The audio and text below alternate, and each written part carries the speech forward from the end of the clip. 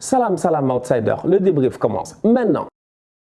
La France gagne aujourd'hui 3-2 face à la Belgique. On va être très sérieux, cette équipe de France-là s'en sort 3-2 face à la Belgique. Elle fait une remontada après avoir été menée 2-0, mais à un moment donné, il faut parler des choses telles qu'elles sont. Défensivement parlant, aujourd'hui, Raphaël Varane, quand est-ce qu'on va en parler? Raphaël Varane est un très bon défenseur. Il a fait sa carrière. On a mis, je dis bien, sur son dos quelques-unes de ses lacunes en se disant que c'est peut-être parce qu'au Real Madrid, il est arrivé à la fin d'un cycle. C'est peut-être parce que Varane n'a plus de motivation. C'est peut-être parce que de temps en temps, Sergio Ramos n'est pas là. Mais Raphaël Varane, sincèrement, il a assez d'expérience aujourd'hui pour être capable d'être un leader défensif. Je suis désolé, j'ai vu le match aujourd'hui de la France face à la Belgique. La France gagne 3-2, mais Raphaël Varane, défensivement parlant, ça a été un tocard. Un vrai tocard, franchement. Parle à tes défenseurs incapables de le faire. Soutiens tes défenseurs incapables de le faire. Maintiens ta ligne incapable de le faire. La Belgique marque 2 buts. Peut même marquer 3 buts. Il y a un hors-jeu de Carrasco ou de Lukaku. C'est ce que vous voulez.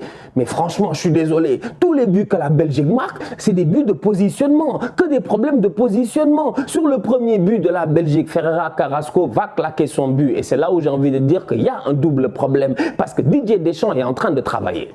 Deschamps, personne ne peut le virer. Laissez tomber, ça ne sert à rien de beaucoup parler. Vous ne pouvez pas le virer. Il va aller défendre son titre de champion du monde au Qatar en 2022. Didier Deschamps est là pour rester. Donc Didier Deschamps, aujourd'hui, il sait qu'il a des changements à faire. Il n'a pas appelé Steve Mandanda. Il n'a pas appelé Olivier Giroud. Il y a des joueurs qu'il n'appelle plus ou du moins qu'il ne va plus appeler. On est d'accord par rapport à cela. Il est en train de faire des changements dans l'effectif. On est d'accord par rapport à cela. Mais à un moment donné, quand même, Hugo Lloris, il est là depuis plus de 12 ans. Il est intouchable. Mais quand est-ce que Mike Maignan va commencer à devenir une concurrence à Hugo Lloris?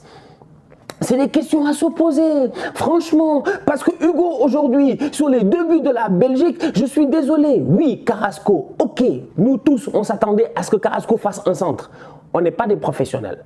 On n'est pas des professionnels. On n'est pas des professionnels. Hugo Lloris, dans sa tête, il doit anticiper cela. Il doit calculer cela, surtout avec l'expérience qu'il a. Hugo Lloris n'est pas un enfant. Il n'est pas né, je dis bien, lors de la dernière Coupe du Monde, ni lors de l'avant-dernière Coupe du Monde. Hugo Lloris, des matchs, il en a, je dis bien. Donc, comment est-ce qu'aujourd'hui, il se fait clouer comme du n'importe quoi? Autant Pavard ne sort pas, autant Koundé est lent pour venir, je dis, couvrir Pavard. Mais autant Lloris, je suis désolé, même si l'intention était peut-être de centrer, Lloris ne doit pas se faire prendre. Donc là, déjà, il y a un problème. Lloris Varane, c'est les 2 vétérans, je dis bien, de cette défense centrale-là. Et aujourd'hui, à mon humble avis, défensivement, c'était les 2 maillons faibles de cette défense centrale-là. C'est pas normal. Théo Hernandez, il fait son match. Lucas Hernandez, il fait son match. Il se fait prendre une fois par Lukaku. Ok, mais quand il se fait prendre une fois par Lukaku, c'est qui doit venir coulisser pour venir tacler Lukaku ou gêner Lukaku? Si ce n'est Raphaël Varane. Mais où est Varane? Mais where is Brian? Franchement, mais il n'y a pas de kitchen ici, franchement. On t'attend sur le terrain, dans la surface de réparation. Varane n'est pas là. Donc tout le monde, je dis, est dans l'analyse de l'euphorie. La France a gagné 3-2, excellent, Mbappé, blablabla, tout ça. Mais moi, je regarde les lacunes et j'ai des problèmes. J'ai des problèmes. Cette équipe-là, qu'on le veuille ou non, prétend aller gagner la Coupe du Monde. Elle prétend en tout cas ne pas faire une Coupe du Monde ratée. Donc peut-être minimum demi-finale. Mais cette équipe-là, quand je la vois aller aujourd'hui, je m'inquiète parce qu'à certains postes, il y a des vétérans, ils ne font pas le travail. Ils ne courent pas. Ils ne font pas les efforts et mentalement, j'ai l'impression qu'ils ne sont pas concentrés. Aujourd'hui, Jules Koundé a été très bon. Hernandez a fait son travail. Mais Varane au milieu, avec Lloris, les 2 ensemble, je suis désolé, point faible défensif. Si la France n'a pas Kanté, la France risque de galérer. Il y a un problème. Là encore, il y a un autre problème, franchement. C'est pas normal. En première mi-temps, les Belges, ils sont là. Mais au milieu de terrain, Witsel et puis Tielemans. Mais ils font ce qu'ils veulent. Il n'y a personne qui presse sur eux. Tielemans, il est là, il contrôle le game. C'est lui qui ouvre les ballons, qui ouvre les passes, qui ouvre le jeu. Avant Kevin De Bruyne, je dis bien, il est là pour filtrer les passes, pour donner à Kevin De Bruyne, pour que lui mette les gars dans des bonnes conditions. Donc du coup, au milieu de terrain de la Belgique, tu te rends compte, il n'y a pas de pression. Il n'y a aucune pression. Il n'y a personne qui est capable de venir mettre la pression. Ni Rabiot, ni Pogba. Maintenant, tu me diras que quand même, Pogba n'est peut-être pas ce genre de joueur-là. D'accord, mais Rabiot, quand même. Rabiot, aujourd'hui, encore une fois, titulaire en équipe de France. Ça fait 3 ans, il est à la Juve. Il a foutu quoi à la Juve? En fait, Rabiot, depuis l'épisode avec Laurent Blanc, tout ça, etc., je viens pas, tout ça, c'est plus l'équipe de... En fait, Rabiot, ça fait... Ouais, Rabiot. Ok, mettre une écharpe, venir sur le terrain, faire un crochet, 2 crochets, 3 frappes, ça règle pas des problèmes, frère, franchement. Parce qu'aujourd'hui, sincèrement, Rabiot, au milieu de terrain, à côté de Kanté, il devait avoir l'intensité. Il ne l'avait pas. Il ne l'avait pas, franchement. Donc la Belgique en première mi-temps, il pose le jeu. Moment fort de la Belgique, les gars viennent, ils te claquent 2 buts. Après, ils sombrent. Les Belges, eux aussi, je ne les comprends pas. Eux, franchement, des vrais Sénégalais. Syndrome de suffisance. Ils mettent 2 buts, ils arrêtent le match. Voilà pourquoi ils ne vont jamais rien gagner dans leur vie. Je te dis, la Belgique, le Sénégal, c'est le même combat. Mais gérez-vous, franchement, faites des efforts. Faites des efforts, franchement, c'est pas possible. C'est pas possible. Eux, ils sont classement premier FIFA. Nous, on est classement Afrique, CAF, tout ça là. Mais pour gagner, on n'est jamais là. Tu mènes 2-0, je dis bien en deuxième mi-temps, tu laisses tomber. Et c'est là où j'ai envie de saluer les Français. Parce qu'en deuxième mi-temps, là où les Belges, je dis bien, ils abaissent leur garde, c'est là où les Français, ils reviennent en termes d'intensité. Et c'est là où tu vois enfin, je dis bien, une équipe de France qui est agressive au pressing. C'est là où tu vois Antoine Griezmann mettre le volume de jeu qu'il se faut. Parce qu'Antoine Griezmann, aujourd'hui, on peut le critiquer énormément. Énormément. Il y a des fans du Barça, ils l'aiment pas, c'est leur droit. Il y a des gars en équipe de France, ils l'aiment plus, c'est leur droit. Mais Antoine Griezmann, aujourd'hui, qu'on le veuille ou non, de la même manière que Noël Le Graët ne virera pas Didier Deschamps, de cette même manière-là, Didier Deschamps ne sortira pas Antoine Griezmann. Vous êtes obligé de faire avec Antoine Griezmann. Mais Antoine Griezmann, aujourd'hui, pour qu'il soit au top de sa forme, il faut qu'il nous donne, lui, le maximum du volume qu'il peut nous donner. En deuxième mi-temps, il le fait. Il se projette constamment. Non seulement il se projette constamment, mais il est le premier au pressing. Donc du coup, comme il est le premier au pressing, il permet, je dis bien, de libérer derrière les 2 qui sont derrière, le 2 double pivot là, Pogba et Rabiot, qui sont, je dis bien, moins sous pression de la part des milieux de terrain belges. Pourquoi? Parce qu'il y a un travail qui est fait par qui? Par Antoine Griezmann. C'est une réalité. C'est une réalité. Première mi-temps, tu as Pavard, parce que lui, Pavard, des fois, je ne le comprends pas. Pavard, des fois, je ne le comprends vraiment pas, sincèrement. Première mi-temps, il y a Pavard, il va faire pressing. Pavard, latéral droit, il va faire pressing, ailier gauche. Couverture directe de Antoine Griezmann. Il attend que Pavard revienne, il remonte au milieu de terrain. Non, franchement, Grisou, on peut parler jusqu'à demain. Mais je ne sais pas pourquoi. Grisou, c'est un vrai attaquant défensif. C'est-à-dire qu'il a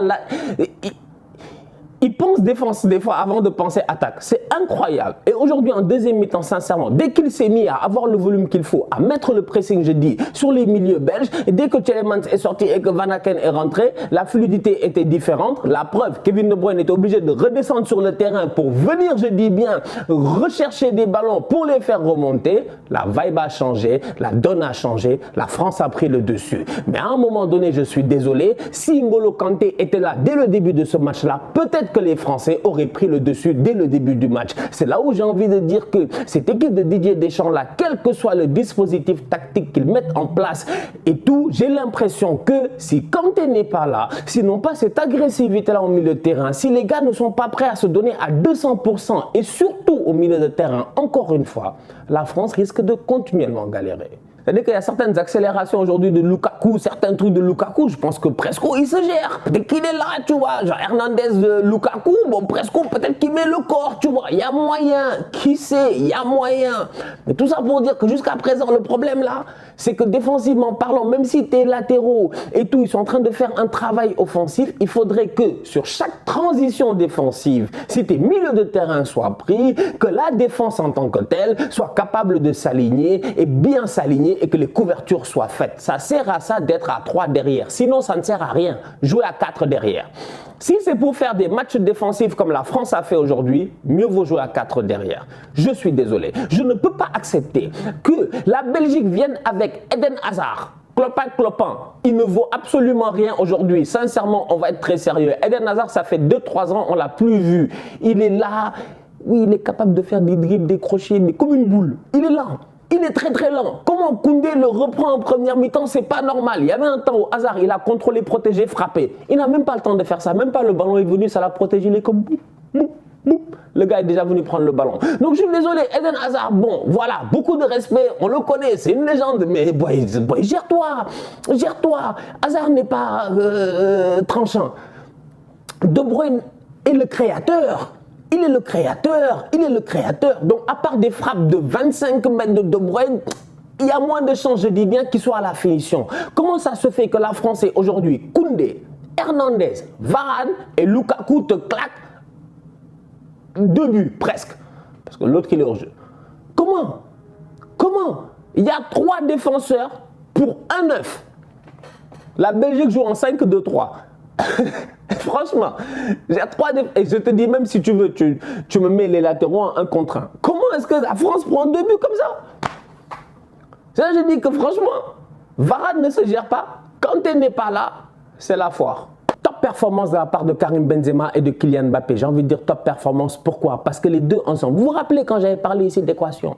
D'équation. En disant que le football, c'est une question d'équation. C'est-à-dire que tu as la variante, comment ça s'appelle? La variante, allez, on va dire la variante Mbappé. Parce que Mbappé est quand même variant. On n'est pas très sûr. Un jour, il est comme ça, un jour, il est comme ça. Mais c'est une variante Mbappé. Mais tu as une constante Karim Benzema. Et quand tu as la constante Karim Benzema et la variante Mbappé qui se rencontrent à un point X, ma foi, ça donne quoi? Ce que ça a donné ce soir, franchement. Top performance de la part des deux. Mbappé peut claquer son but. Sur une remise de Benzema à un moment donné, il nous fait un réajustement de pied. Bon, même, j'ai pas compris. Franchement, sur ce point-là, rien à dire. C'est 2 top players qui seront peut-être appelés à jouer ensemble dès la saison prochaine au Real Madrid et en équipe de France. Depuis qu'ils jouent l'un avec l'autre, sincèrement, la connexion se fait. À l'Euro, ça c'est fait. Ce soir encore, ça c'est fait. Le problème, il est simple, c'est la densité au milieu de terrain pour soutenir ces attaquants-là. Parce qu'en première mi-temps, la défense à 3 de la Belgique, avec les 2 pistons, donc la défense à 5 de la Belgique, elle a bouffé Mbappé, elle a bouffé Benzema. Pas parce que Mbappé n'est pas bon, pas parce que Benzema n'est pas bon, mais parce que je dis bien, il n'avait pas le soutien nécessaire de la part des gars derrière, notamment Antoine Griezmann. Mais en plus de cela, je dis bien, les 3 défenseurs belges, qu'on le veuille ou non, ils se connaissent. La Belgique a joué face à la France en 2018 avec une défense Vertonghen, Alderweireld, Vincent Kompany. Elle joue en 2021 face à la France avec une défense Vertonghen, Alderweireld, Jason Denayer, qui a été très très bon aujourd'hui. Donc franchement, on va être très sérieux. Il n'y a pas grand-chose qui a changé avec Thibaut Courtois dans cette équipe-là. Quelques modifications en défense centrale, une seule, Denayer pour Vincent Kompany. Mais mis à part ça, les gars se connaissaient. Et en première mi-temps, ils sont arrivés avec tellement de confiance qu'ils ont déroulé. Et en deuxième, ils ont craché. Franchement, les Belges, encore une fois, c'est dommage. Ils vont encore avoir le seum, alors que c'est la faute de personne s'ils ont le seum, à part de leur faute eux-mêmes. Parce qu'aujourd'hui, franchement, ouais, il y avait moyen d'aller au moins en prolongation quand même pour la Belgique. Ils mènent 2-0, ils doivent tenir là, ils doivent aller en prolong. Et ils perdent 3-2. Beau but de Hernandez. La famille, on se capte dès dimanche pour la finale entre la France et l'Espagne. J'espère que vous serez là, je serai là. D'ici là, on continue à liker, on continue à partager, on s'abonne, on est ensemble, on reste en santé. Tous outsiders.